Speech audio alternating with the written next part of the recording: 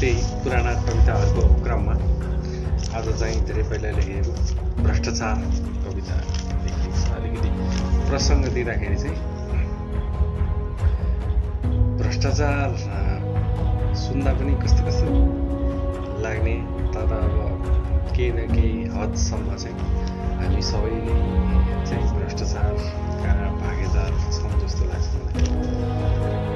अब केही ठुलै परिवर्तन आएर मात्रै भ्रष्टाचारबाट हाम्रो देश मुक्त हुन्छ भन्ने चाहिँ रहेन।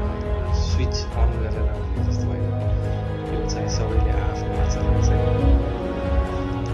अरूको शोषण अनि त्यसपछि सबैको हित भन्ने कुराहरू चाहिँ ध्यानमा राखेर गर्ने भने बल्ल चाहिँ भ्रष्टाचार एक एक गरी कम हुन्छ भने जस्तो लाग्छ।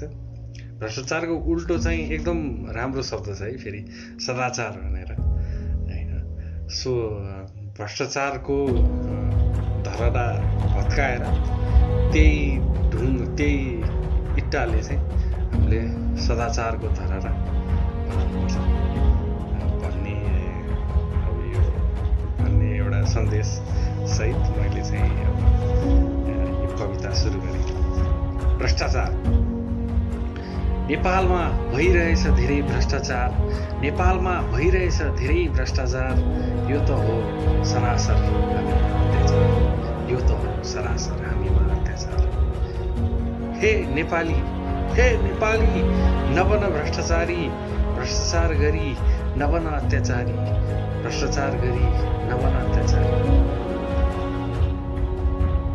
देशमा गर्नुपर्छ भ्रष्टाचारको निकास, अनि बल्ल पो हुन्छ देशको विकास।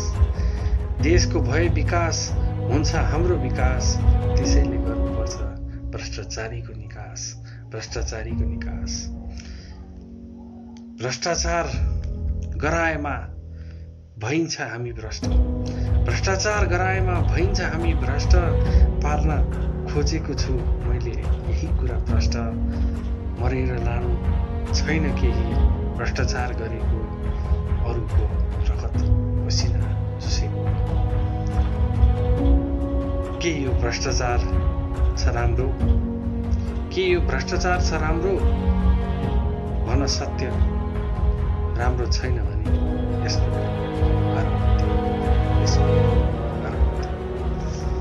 धन्यवाद सबैलाई।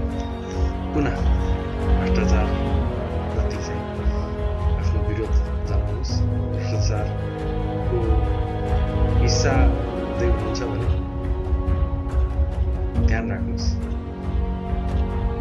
एकजनाको भ्रष्टाचार अरू कसैमाथिको अत्याचार र अत्याचारै गर्नलाई त हामी दलिन हुँदैनौँ होला जस्तो लाग्छ।